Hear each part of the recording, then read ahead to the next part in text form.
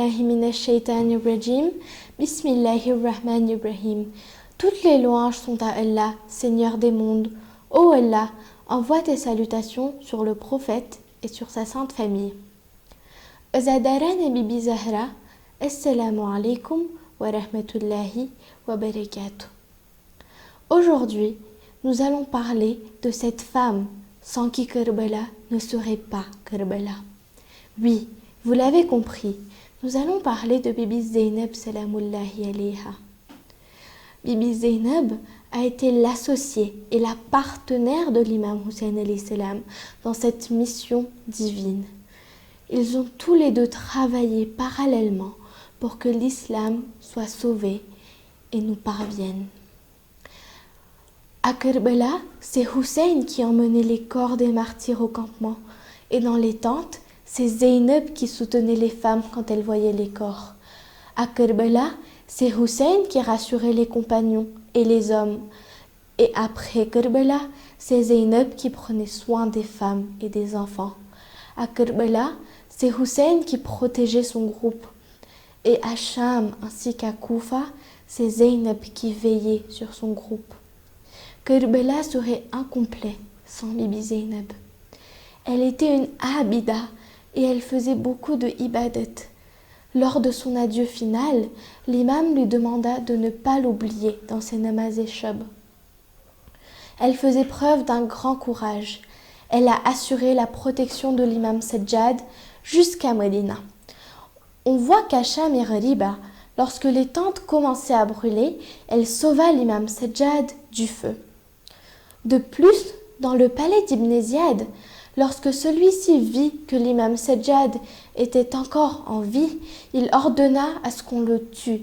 Mais Bibi Zainab l'entoura de ses bras et dit « Ô Ibn Ziyad, tu as versé assez de notre sang. Tu n'as épargné personne d'autre que Sajjad. » Elle lui a aussi dit « Si tu veux le tuer, tue-moi avec. » Bibi Zainab a non seulement protégé l'imam, mais elle a aussi protégé et pris soin des femmes et des enfants durant le voyage. Elle les encourageait et leur montrait l'objectif pour lequel elles enduraient toutes ces souffrances.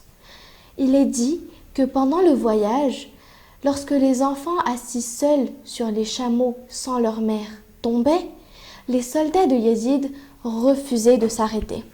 Bibi Zainab se laissait alors tomber à son tour du haut de son chameau afin que la caravane soit arrêtée et que l'enfant puisse être pris et attaché à nouveau sur les chameaux. Imaginez, Bibi Zainab, les mains menottées derrière la nuque, tomber du chameau pour sauver les petits afin qu'ils ne soient pas piétinés. Les souffrances subies par les femmes captives sont trop nombreuses pour que nous puissions toutes les citer. Bibi Zainab donna de nombreux khutbas et sermons. À leur entrée à Koufa, elle donna un khutbah réprimandant les habitants de Koufa. Elle avait une telle connaissance et éloquence que l'imam Sajjad l'avait alors qualifiée d'alima ghayri muallima, dame savante que personne n'a enseignée. Puis, dans le palais d'Ibn Ziyad, lorsque Zainab était présente, il s'adressa à elle en lui disant « Tu as vu ce que Dieu a fait aux membres de ta famille ?» Elle répondit alors fermement « Ma ra'aytu illa jamila » Je n'y vois que de la beauté.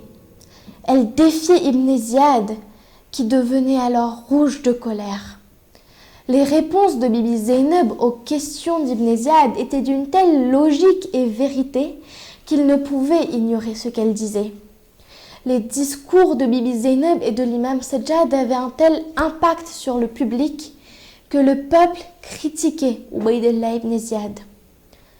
Il fit emprisonner les captifs quelques jours avant de les envoyer à Sham. Avant de les conduire dans les palais de Yazid, les captifs furent ligotés avec des cordes. Le début de la corde était autour du cou de l'imam Sajjad, puis autour des cous de ses tantes Zainab et Kulsoum, jusqu'à ceux de toutes les femmes de la famille du prophète. Dans le palais de Yazid, Elle défendit la fille de l'imam Hussein que Yezid souhaitait vendre à un Syrien en tant que servante. Bibi Zainab informa le Syrien que la fille était la fille de Hussein, fils de Ali et de Fatima. Le Syrien eut alors honte de sa demande et se retourna contre Yezid. Celui-ci le fit décapiter. Elle donna un sermon mémorable dans le palais de Yezid, dévoilant ainsi leur vraie identité et détruisant les fondements du pouvoir de Yezid. Yezid les fit emprisonner dans une maison en ruine, ne les protégeant ni du froid ni de la chaleur. Quand Yezid décida de libérer les captifs, Bibi Zainab émit le souhait d'organiser des cérémonies de deuil à Damas pour commémorer le massacre de Kerbela et en mémoire des martyrs. Yezid ordonna de conduire les femmes à un endroit appelé Darul Hijra. Là, chaque jour, des dizaines de femmes de Damas leur rendaient visite pour offrir leurs condoléances et pleurer sur l'imam Hussein alayhi salam. Les majlis organisés par Bibi Zainab prirent une telle ampleur que Yezid en prit peur. Il décida alors de renvoyer les prisonniers à Médina. C'est Bibi Zainab qui a établi le premier majalis pour l'imam Hussein et les martyrs de Kerbela. Nous pouvons tirer de nombreuses leçons de sa vie et une vidéo ne serait suffisante pour lui rendre hommage. Yezid avait présenté l'imam Hussein, sa famille et ses compagnons en tant que rebelles.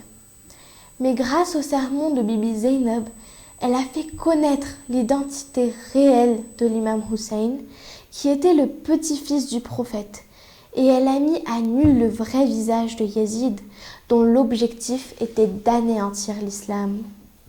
Malgré toutes les pertes et l'humiliation subies par Bibi Zainab, elle n'a pas perdu sa force et son courage, mais elle est restée ferme dans ses actions et a défendu la cause de l'imam.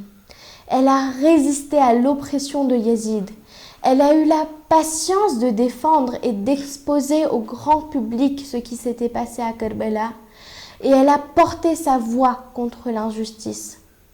Chers téléspectateurs, nous avons essayé, à travers ces 10 épisodes, de mettre en lumière l'immense contribution et le rôle majeur qu'ont eu ces femmes en quittant Médina, puis à Kerbela. Avant de clore cette série, je remercie Allah subhanahu wa ta'ala de nous avoir permis d'effectuer ce voyage ensemble, et je profite aussi pour remercier Babul Hidayat de m'avoir donné cette opportunité de présenter les héroïnes de Kerbela. Alhamdulillah, l'expérience a été enrichissante. Levons nos mains et faisons doigt ensemble. Ô Allah, permets-nous d'appliquer et de mettre en pratique ce que nous avons appris au cours de ces dars. Ilahi Amin. Ô Allah, permets-nous de marcher sur les pas des héroïnes de Kerbela afin qu'à notre tour nous puissions servir au mieux l'imam de notre temps et préparer son arrivée. Ilahi Amin. Ô Allah, permets-nous d'approfondir notre connaissance de toi, de tes arguments et de ta religion. Ilahi Amin. Et hâte la réapparition de l'imam de notre temps et fais que nous faisions partie de ses partisans. Ilahi Amin. Rabbana taqabbal minna innaka antas samiul alim. Look at the strength of the ladies of prayer.